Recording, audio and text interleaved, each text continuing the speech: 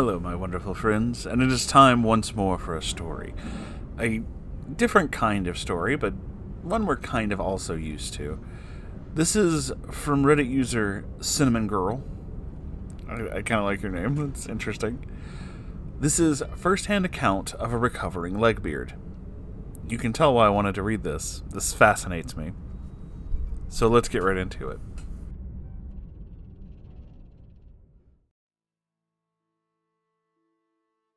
Hey all, this is my first post here, so if this kind of thing is frowned upon, just let me know and I'll take it down. As the title suggests, I'm a recovering Legbeard. I'm about half a beard as we speak. Why I chose to get better is a story and a half, so we'll just get to that. This is littered with TLDRs as well, so if you don't have to subject yourself to my rambling if you don't really want to. Well, I'm here for it, and feel free to express yourself. Tragic backstory, ooh woo, aka seriously don't feel bad for me because this is kind of my fault, aka the beginnings of a Legbeard. Don't ever make me say ooh woo again. High school was rough for me, I can relate. I was always petite, and then all of a sudden ballooned up. People blame the ADHD medication I made the decision to go off of because it was doing more harm to me physically than it helped me mentally, though I'm not so sure. My dad's a big guy, though he's far from his prime now, but if I were to guess, I got all of his other bullshit features. Huge pores, unmanageable thick brown hair. I got that stuff from him. Joy. I had literally no idea how to socialize and make friends as a teenager due to being isolated and bullied throughout elementary school. I tried to display my personal interests as loudly as possible because I thought they made me look interesting. Note, they did not. No one cared that I like anime, nu metal, horror, and goth subcultures. They cared about my body, though, and shamed me for every single thing about it, right down to facial expressions and eyebrows. That's fucked, dude. Being ugly as hell, but I don't want to dump my life story on you, so there's a little taste of what I had to deal with on the daily. It made me really suspicious of people who tried to genuinely help me, and I had, and still have to some degree, no idea how to differentiate between people giving friendly advice and trying to hurt me, as some people would pretend they were trying to help me only to make fun of me behind my back. This developed an attitude problem in me that did not serve me well and only made things worse, a la drawing vent art in class, blasting music during free period, and being provoked to the point where my nose would bleed from the stress. Info dumping about whatever my current hyperfix or comfort thing was to anyone that would listen, and then being told to shut the fuck up. Ouch. Jeez. I had long, frizzy brown hair, and I rarely shaved, barely spent more than 5 minutes in the shower, and forgot deodorant more times than I'd like to admit. From my place, I felt just so unlovable and ugly that I thought I wasn't worth it to take care of myself. Enter Bath & Body Works addiction later in life, and intense phobia of smelling bad, but I digress. From other people's place, I likely looked like a raging Legbeard. I mean, depression does really fucked up shit to you. I totally fucking understand where you're going with that. Feel that more than I'd like to admit. What I grew into. Fast forward to now, I'm 25 years old and never really grew into my own yet. My first attempt at college was a horrific failure, socially and grade-wise. I had semesters where I didn't even make it above 2.0 and was just not motivated. Not knowing how to human at all will do that to you. Cripplingly low self-esteem and all. I worked to at least finish the program and made a degree in liberal arts and sciences. Around this time, I chopped my hair to shoulder length, and it kind of brought this self-project to a screeching and slow beginning. And yes, at this point, I am showering regularly. Oh, and I also have a job. I work at a grocery store now. Not relevant, though. Sitting on a degree I knew I would never use didn't sit right with me, or mom and dad, so I went back to the same school to pursue a degree in cybersecurity. I was nervous going into it, but it turns out it's just my niche. On track to walk in May with honors. Along the way, I got a boyfriend. I'm still with him to this day. He treats me very well and has helped me loosen up and embrace things about myself that I felt uncomfortable with. My body mostly, as well as natural human things like attraction. I know it's a Legbeard thing to bring up, but before I met him, I felt like I was just too undesirable to even think about sex.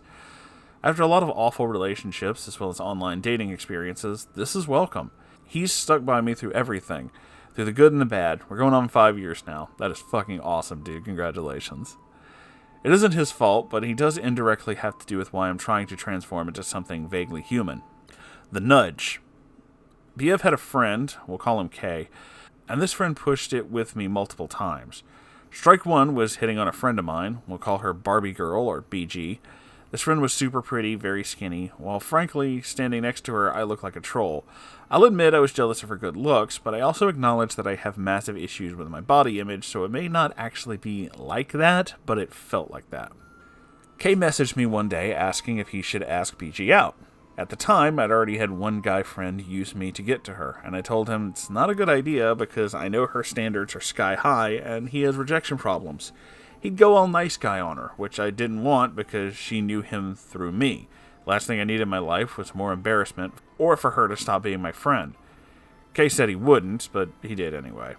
I get a message from BG about an hour after I had that conversation with Kay asking why he messaged her and asked her out. She said that she was ready to date, but definitely not him, and that it's just so hard to be as beautiful and gorgeous and adored by everyone as she is. Literally said, quote, "You have no idea what it's like for people to be drawn to you for your looks." Indirectly calling me ugly. Fucking ouch. Yeah, damn. I immediately thought, am I not pretty enough for people to listen to me? If just to keep my friend from thinking that I'm a weirdo? Now that I only have one half of my body in my self-loathing stupor, as opposed to doing the whole-ass hokey-pokey in there like I was at the time, I realized he probably creeped her out massively and made her uncomfortable. Either way, I comforted her and confronted him. My boyfriend was basically like, "Told you, dude." And the world moved on. It stung, but what can you do? At this point, I dabbled in working out, could never really stick to anything though, and had crazy colored hair, purple being my signature because, well, it's my favorite color. Hair was fried, to say the least, but it made me feel a tad bit better about myself, so I stuck with it, not knowing I looked like a Legbeard hard-ass feminist. It was a bad time, but nothing compares to what was to come. The push. Kay lives in a country neighboring ours and visited us for about 6 months from September 2020 to February of 2021. To keep a long story short, this wasn't supposed to last as long as it did. He was trying to rescue a friend of his from an abusive home, which I commended, and take her back to his country with him. The process of getting the papers needed to get her across the border took forever, and there was conflict over things that don't really matter in the context of this story. One thing that did kind of matter was Kay tried to get me to watch an ecchi anime that my abusive ex used to hurt me and remind me that I'm ugly, and called it stupid. That's a trigger for me. I think I get where you're going with that, and jeez, dude. Yeah, no. Guess we'll call that strike 2. Yeah, you shouldn't have to be subjected to stuff that makes you feel that bad. That's really fucked up. There were positive points and fun times and vacations, but overall the entire situation was a mess. They left in February with hurt feelings that I had no idea about. Kay apologized for the situation with BG at the beginning of this trip, and we became decent friends. We'd talk every once in a while, and overall he was a good guy to just sit and have a conversation with. That was until July of this year. Oh boy. The shove. Too long didn't write. My BF, very politely mind you, asked Kay for assistance with a vacation he wanted to surprise me with. Kay was upset because he's not made of money, which is understandable, and instead of politely saying, "No, but I can help you later," started a fight with BF, but decided to take all of his anger out on me, demanding I remember things from his visit that I wasn't even there for, and for talking shit about my boyfriend to me while I just shook and cried. BF did his best to comfort me and held me while I panicked. We still talk now and then, and we can be friendly with each other, but my main purpose in such is to make sure no rumors get spread or no shit-talking happens. I do still care about Kay and his well-being, but I'm hurt. I kept telling my friends at arm's length after this. Contributing factors. There's a few assorted things in this little category, so I'm just going to list them off briefly because I feel like I've already had you for too long. Pretty privileged TikTok and wishing people would be nice to me for once instead of being the public punching bag. Knowing attractive women have better opportunities in life, wanting to make sure I can actually do something with this degree. Assessing myself in situations I find myself in and realizing, oh shit, that was awkward. These people probably think I'm gross or weird.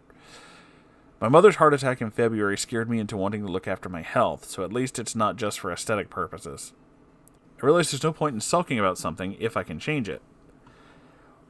What I'm doing to fix this.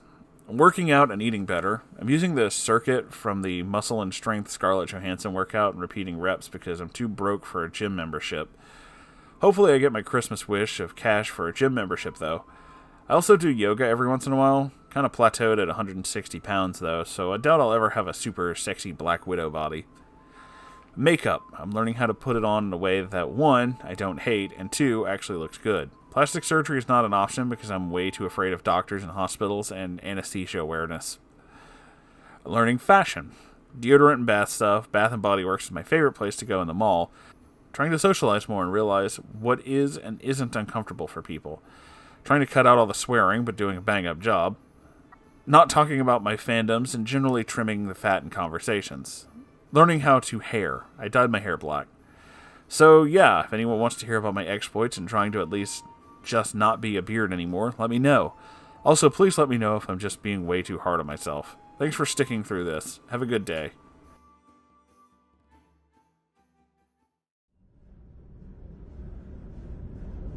That's an interesting, everything, honestly, if we're just going to be completely honest about it, that all of it was very interesting. And I don't necessarily think that you fit the description of, like, full-on Legbeard. You sound like somebody who's been through some pretty rough times and coped with it in the best way that you possibly can. A lot of times, you know, we talk about neckbeards and legbeards specifically on this channel. What we're talking about is the attitude connected to them. I don't see any example of that kind of entitled, angry, you know, I'm so much better and smarter than everybody else, hashtag not like other girls kind of mentality here. I just see somebody who went through some serious shit, coped with it in maybe some pretty negative ways, but is learning how to get better and move past all that. Someone who had to deal with, you know, some pretty awful people, but realizes that awful people are not what defines you. You ultimately define you. So, I don't really think that you're that much of a legbeard. I don't really think that whole thing fits in there.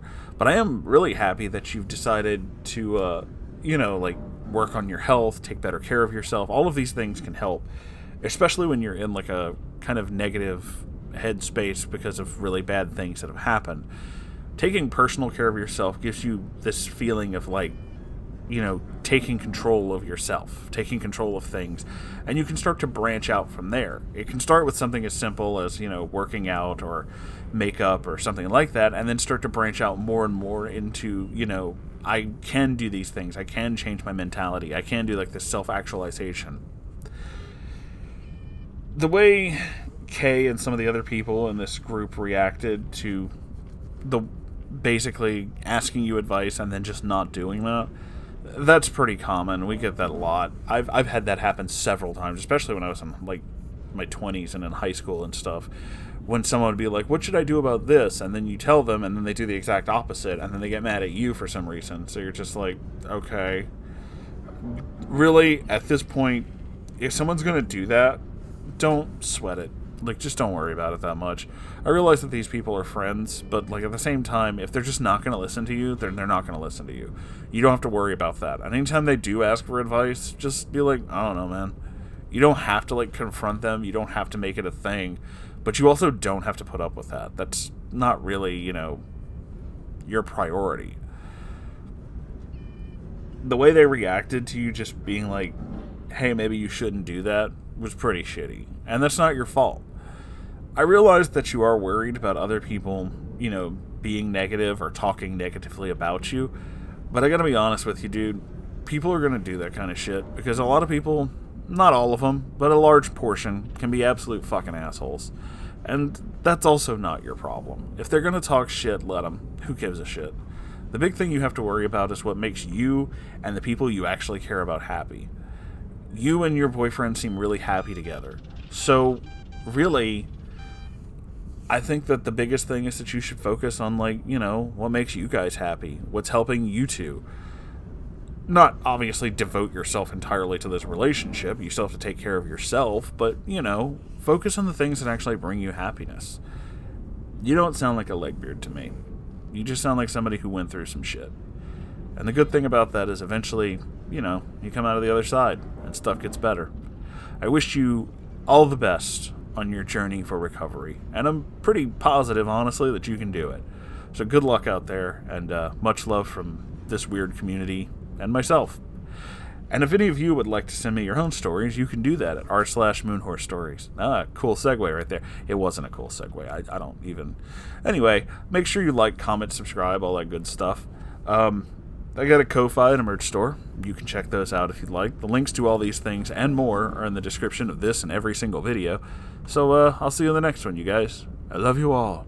Goodbye.